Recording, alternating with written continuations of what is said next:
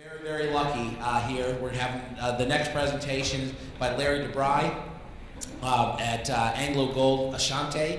Larry graduated as a mechanical engineer at the University of Utah in the USA and later completed an MBA at the same institution. He started his career in the Petrochem industry, working for Chevron. Then he went to work for Boeing, where he was involved in the design and manufacture of the 737, the 757, the Chinook Helicopter, and the AWACS program.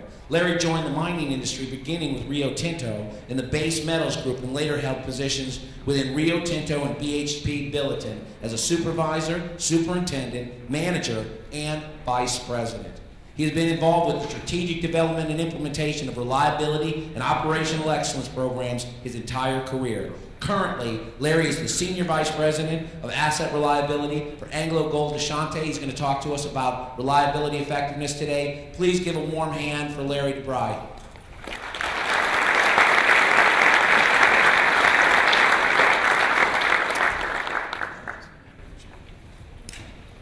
Thank you, Terrence. Sounds a bit like an obituary. We've been asked to have a bit of a safety share, and you know, in conference settings such as this, you got to be careful around the stage, tripping over wires. But I noticed there's quite a few coffee drinkers. Don't set it in your lap between your thighs. It can be a life-altering experience.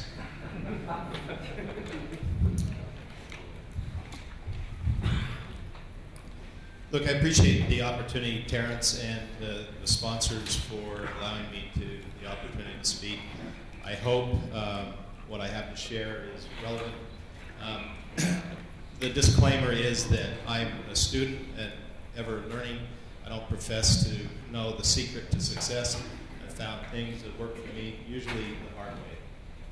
I've read about the things that I've discovered after in someone's book, but like I say, typically I've learned the hard way. So hopefully a wise man will learn from those experiences that people have that they don't have to necessarily go experience themselves.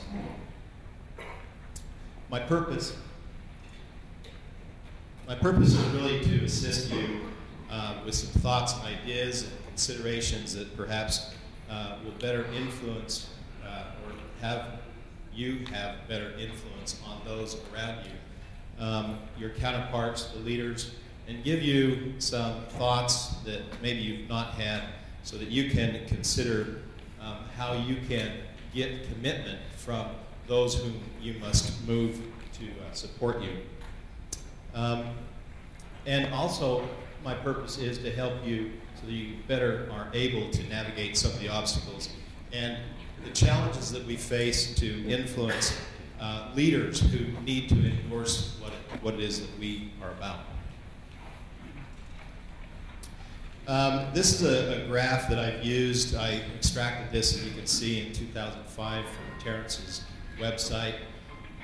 It's profound in that it highlights the fact that 14 years where 4 different studies have been done to try and characterize and understand what maintenance practice across all industries is being practiced out in the workplace and the environments today. Significant amount of investment, $5.3 billion in North America alone across the study period.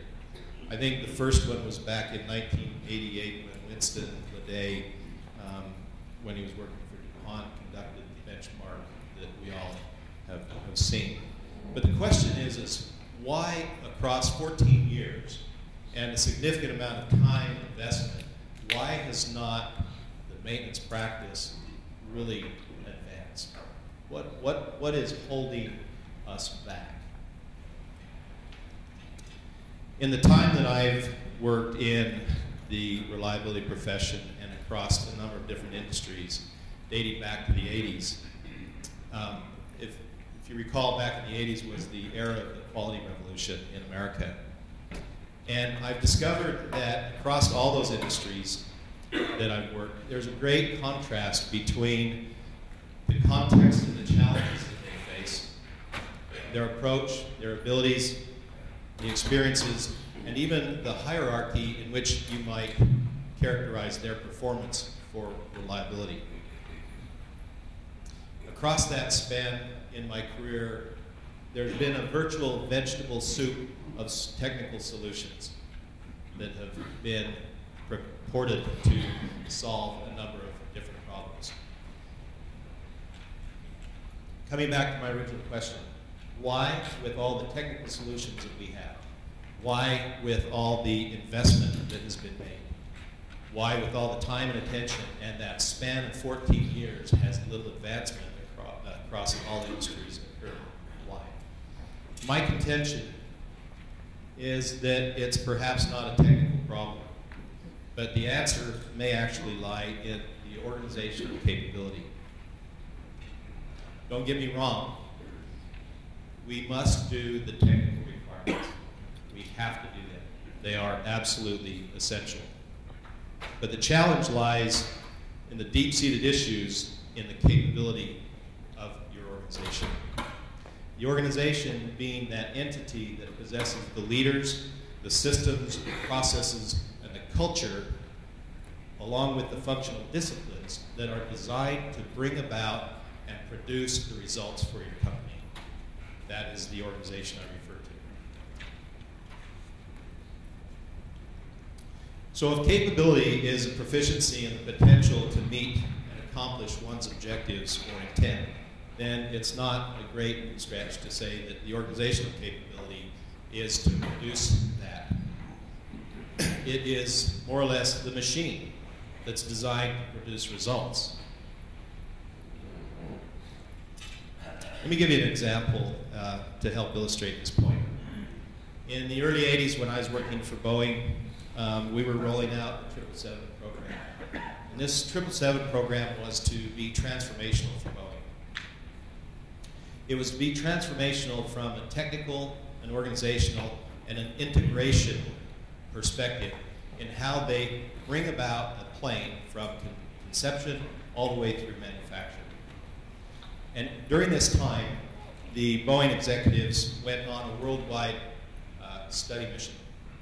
And they went to a company that's now Panasonic, which was then Matsushita.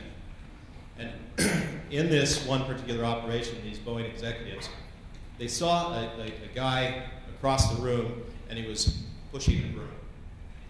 And one of the executives walked up to him and asked him what he was doing.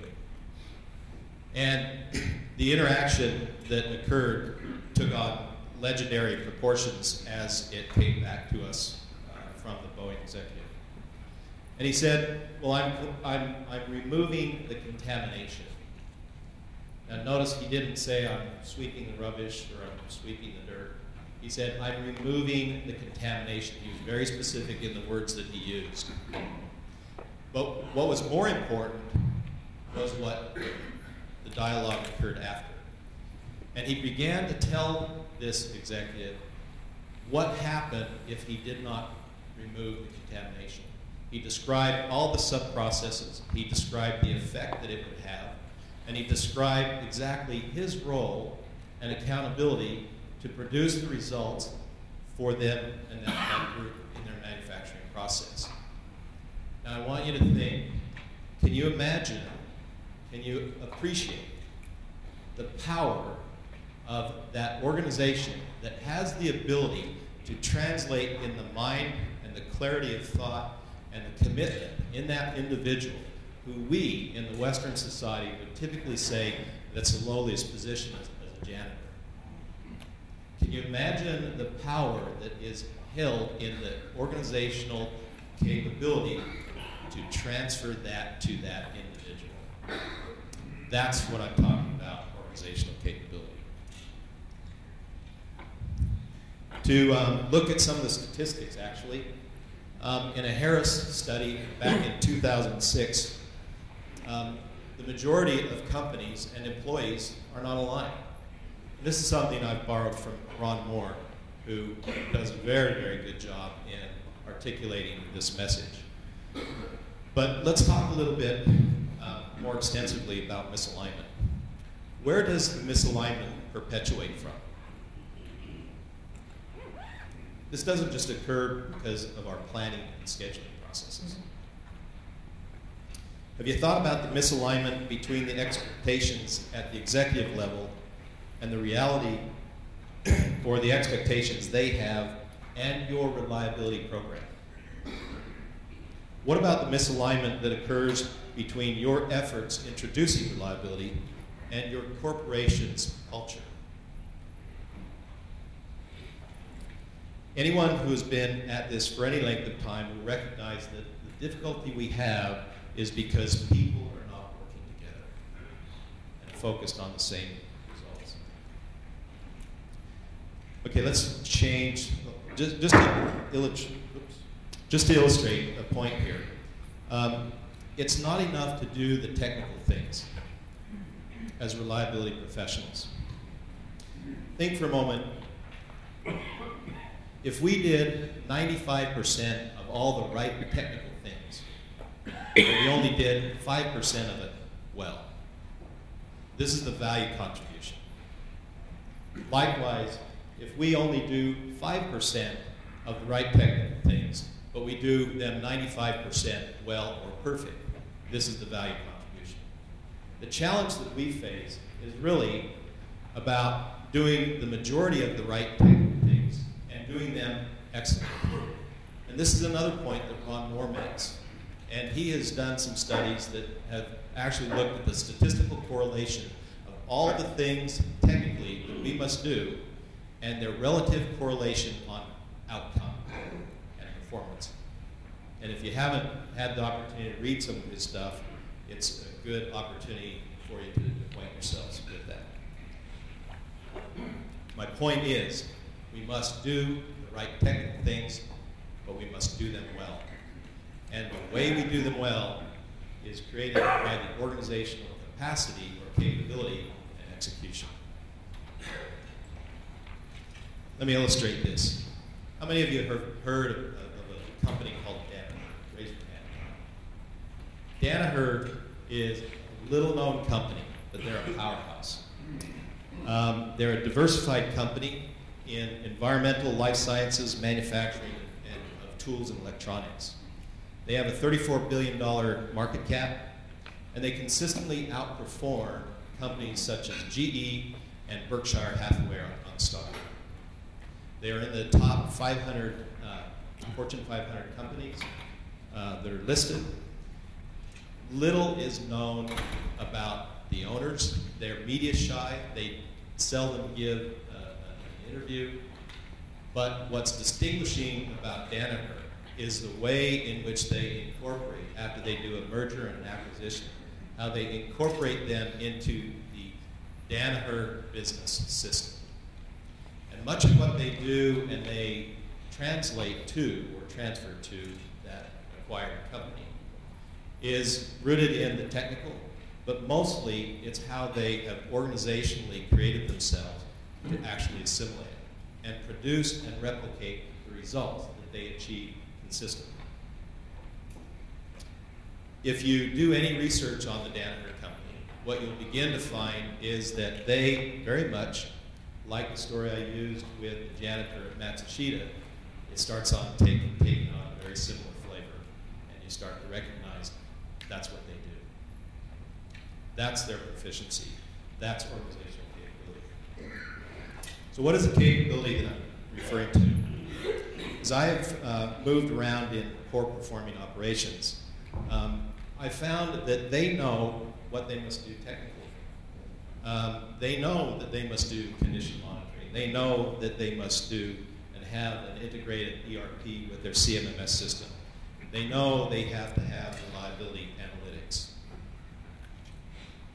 But these other capabilities that I'm talking about are often rooted in the organizational environment that is broader than what you will have in your organization. They are the ones that underpin and help support and accomplish what you have to do in your reliability efforts. So, as I have done research myself, I have grappled with the challenge. What makes a company sustainable in terms of their reliability? And what I have found is they have achieved these 7 capabilities. They do the right technical things. They have analytical capability, and the analytical capability is about taking data, transforming it into information and into decisions. They have the ability to replicate and get things done. And there is a way that you can enhance your ability to execute and perform well.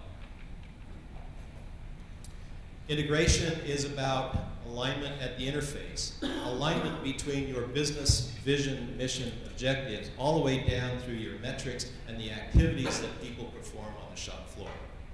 Integration is about alignment between functional disciplines so that you're all working together. Integration is about alignment between your contracts and your contract administrators. That interface is a significant opportunity for reliability, performance enhancement. The technology is about harnessing that which will allow you to release human capacity, and that needs to be integrated. And the organizational capability is really about creating leaders, systems, processes that enhance and replicate results. And finally, governance. Governance is a way in which you codify and institutionalize your reliability efforts. It's about creating corporate memory. I encountered there's a fellow that I became acquainted with. He works often in the Australian market, and he's a social scientist. His name's Ian MacDonald. And he talks about mythologies. And the mythologies that, your mythologies are essentially your beliefs and your belief systems. They become the lens by which you perceive and see your world. We, as people, consistently extract from our external environment and interpret those data points and translate information. The reason I bring this up is you need, as a reliability professional, need to understand what from your leaders whom you're trying to influence, what it is and how it is that they're interpreting and translating the message that you give them.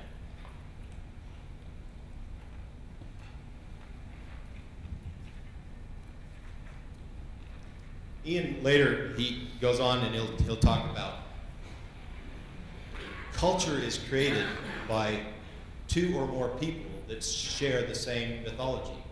Why? Because it's a negotiated reality between us. It's the thing that we both commonly accept. You might hear that this is the way that we do things, the way we do things around here. That is them explaining what their culture is. People then behave within the parameters accepted and understood between them. As we work and interact, we know what it is that we believe, and we will behave within those parameters. Culture is so commonly talked about in reliability, but as professionals in reliability, do you know how to create culture?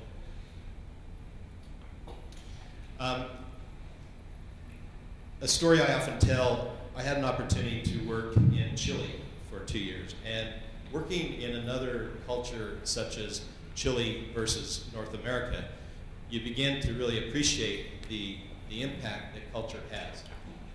And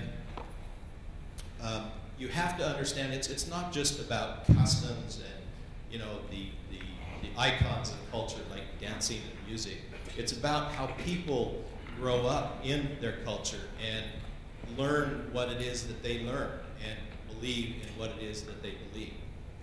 And I discovered as a young manager in that environment that I went into an operation and it was a turnaround job. 85% of the work was urgent work.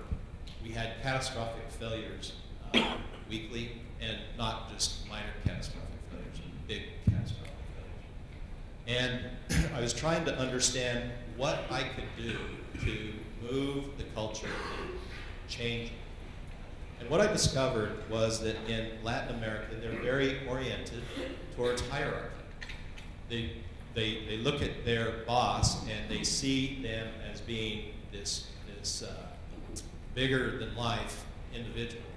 And so they're often very hesitant to say anything that would be contrary to what the boss says. And as I started to understand the impact of that, I started also to understand that once a leader became a jefe, the boss, they started to, they gained a sense of entitlement. And that entitlement said that now that I'm a boss, the world comes to me, I give them command, and they go back out into the world to change it. And so we'd often see the supervisors and the managers that would sit behind their desk doing their computer work, and all the while they didn't understand what was going on in the environment, in the operation. So what I did is I donned my coveralls and I started crawling around all the dark places with a flashlight. And I took a case of fluorescent paint and I started marking an X on all the things that I wanted to change. I went back into my staff meeting and I said, I have gone out into the plant and I know where every one of those X's are. I want you to go out and fix them. You should have seen this gamper of activity for those guys that worked and reported to me to find the places and the things that needed to be changed. I was creating an icon and a symbol. And the symbol was that it's no longer accepted for you to remain behind your computer. That is how you start to change culture. Another example I used is we were trying to change our shutdown performance. And typically, we would not overrun shutdowns by days. We overrun shutdowns by weeks. Now, it was not uncommon to go out before a shutdown and see that no one was on the floor. There was no activity, no one was directing traffic. And so you can imagine the change and the immediate impact because they were oriented towards what their boss did. I would go out there an hour before the shutdown and start calling for my people. Where are you? What are you doing? Have you, prepared for this? And immediately there was a rush of activity. But I was creating a symbol, and I was creating a culture that said it is no longer acceptable for you to remain in your office. You need to be all hands on deck. And the interesting thing is I have had opportunity to go back to that operation, and the story that is told is a legendary proportion, and it is still told today. So you can see how it still creates culture by the stories. So have you considered in these two questions, have you spent enough time to really dig into and understand the culture that you work, the cultural reference points, and they can give you clues, and do you understand what they are? Who has the authority and who creates the symbols that reinforce the culture that you're working within? What unspoken beliefs are held to? What unspoken beliefs are contrary to what you're trying to achieve? And what are those that travel just below the surface of those that are visible? And I find that if you tap into the ones that are just below the surface, you'll have even greater impact. What mythologies are held by the leaders whom you require for your help? Are they aligned to your ability to change and your strategy? Consider the following. It wasn't too long ago that we in the mining industry actually would project our lost time injuries and fatalities. We'd actually budget for them. Now, what symbol does that create? How many have heard from operations, run it hard and repair it faster? What does that say? What does that establish? It wasn't until the mining industry adopted the zero harm that they really got serious about affecting and changing their safety performance. In my current company, we're attempting to create a similar mythology, and that is about uncontrolled equipment failure, that it's not acceptable. Many have seen this slide. Winston Leday is very articulate in how he describes this. But basically, this is work that was done by a Frenchman by the name of Petrochem. He actually won a Nobel Prize. But basically, the interpretation is this.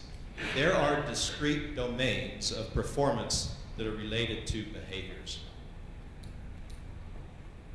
To change a domain means that you must adopt and change the behaviors that dominate that domain. And you never really lie between domains. You either gravitate and digress to below or progress forward to another domain. Einstein said it in such a way, simply put, you can't expect different results by doing the same thing. And there's another thing that's going on in this dynamic, and that is by the second law of thermodynamics, entropy. And entropy says that everything deteriorates to the lowest state of energy. Is it surprising that that happens in our organizations as well? That's why if you want to change, you have to adopt different behaviors. Oops. So, simply put, my point is, whatever domain you're currently in, you are behaving and you are thinking exactly the way that will sustain you in that domain unless you change. So what is the way of thinking to go from reactive to planned? How should you be thinking? What culture should you be creating? What analytical practices are different between a planned versus a regressive?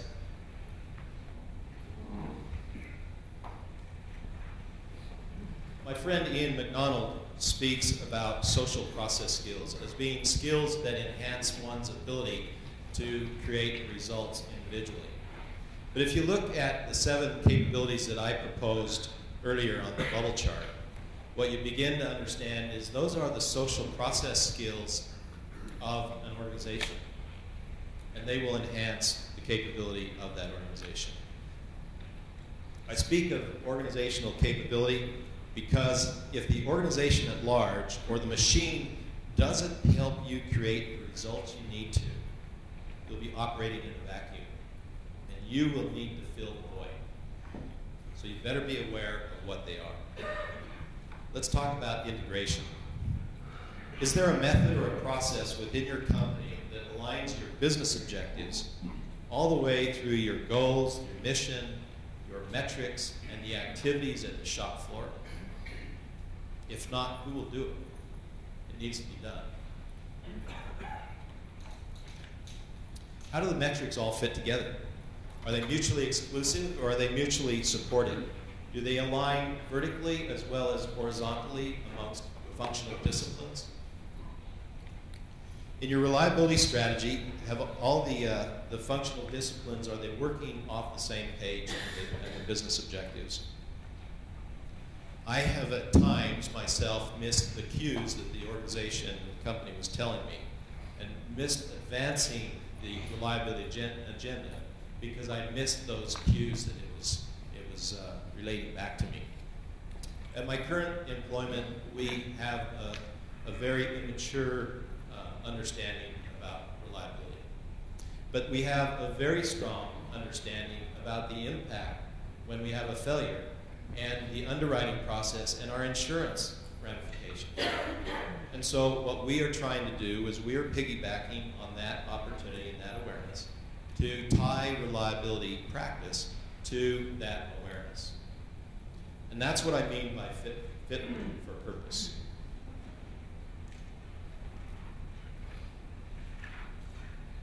What does it take to get things done in your company? Is it an act of Congress? Is it light a fire? Is it big stick, power, top down, bottom up? Do a pilot program to convince somebody?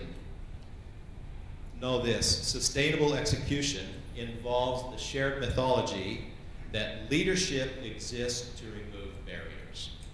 and they must practice the behaviors that are necessary to support change. They are the ones that create the icons and the symbols that create culture. It requires consistent actions to confront issues that people are unwilling to confront. And the alignment and the engagement is required to create magnitude and direction and impact. It requires a riveted focus on the performance gap. That is how you will execute and enhance your execution ability. I subscribe to a philosophy that one can hardwire their organizational and social processes to cause change and alter the culture within your organization. It's through this thing called engagement. And because if you do the right things in the right way, you will begin to alter the shared mythologies between people. I worked not so long ago at a large mining company, and our particular operation produced 27% of the entire company's profits. When I arrived, they couldn't spell reliability if you handed them a dictionary. It was extremely challenging. But after 2 years of engagement to those who were running our operations, I still have a picture of this on my board. Upon the departure, one of the vice presidents, he wrote on my board, "Larry, I am a convert." 2 years. Now, the other adversary didn't come around until I left the company, but that was still a year or so later. But the latter story about this fellow that didn't come around, everyone will confront this in their careers. And that is, sometimes it's the wrong time. Now, you need to think about this.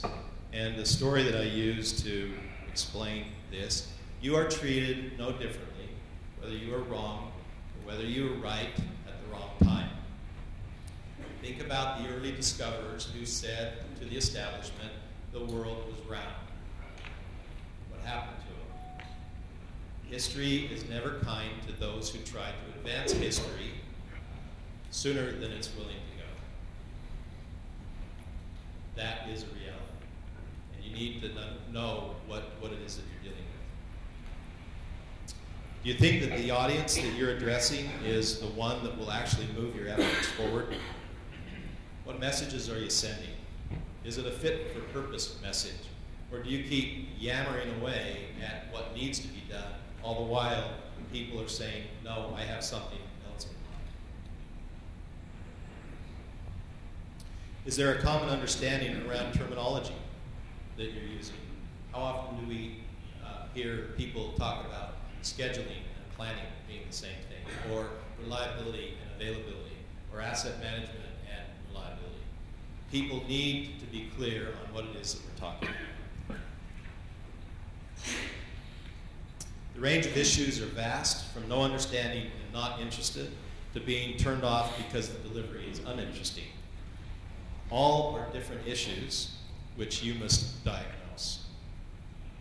I've bored many an individual talking to them about the technical benefits. Usually I find that what does interest them, it's the money or what's in it for me. At a company that I worked at that they couldn't spell reliability, they were totally uninterested in what we needed to do, but I got their interest when I was able to articulate the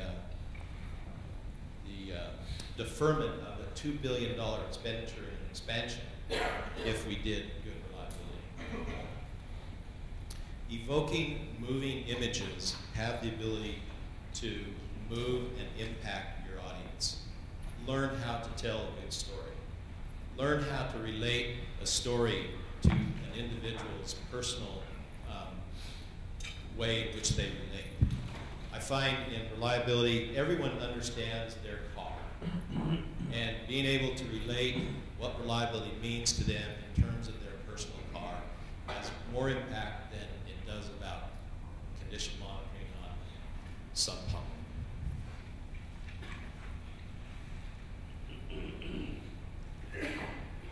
So, in summary, what is the culture and the mythology that you are dealing with? Are there change leaders? And can you articulate and describe the change leaders? Are they passive resistors? Are they hesitant but willing? Are they assassins? Do you know who they are? Look at the audience and the experiences that they have. I tried to understand what it is that led them to believe what they believe. What has been in their experience, in their history, that has got them to think the way they do. It's not uncommon to have senior leaders say they want reliability, but really they want you to fix their broken pump. You need to understand who it is and what it is that they want. What metaphor, or parallel, or story that you can use to cause action and understanding. Just like I've used this analogy of the early explorers and the difficulty in changing environments in the world, it's evoking, it's powerful, and people remember that image that you've created in their head. I look for the engagement by the leaders, what it is, what they do, and what symbols they are creating. My comparison for a leader is that of a vector. And a vector, as you know in engineering, is one that creates magnitude and direction. That is what a leader is to do. Finally, in my long-winded presentation, some principles that I live by is, irrespective of the position that they hold in an organization, I find that those who reserve their support for liability are typically those that have not had their what's in it for me needs met. Never think that you cannot show monetary benefit.